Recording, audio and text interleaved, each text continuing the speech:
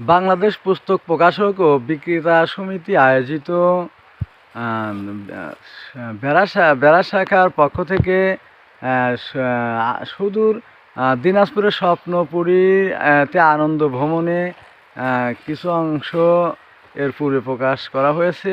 এর বাকি অংশে এর পরবর্তী দিনাজপুরের বনের মধ্যে যে কীভাবে সিংহগুলো থাকে তার দৃশ্যগুলো দেখানো হচ্ছে।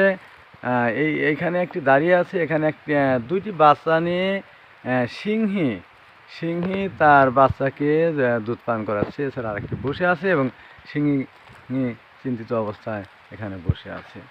এছাড়াও অনেক প্রাণী এখানে বিভিন্নভাবে দেখানো হয়েছে, যে জিনিসগুলো মানুষ দেখে বুঝতে পারে যে আসলে এই প্রাণীগুলো আমরা সচরাচর দেখতে না পেলেও পৃথিবীর বিভিন্ন বন জঙ্গল সহ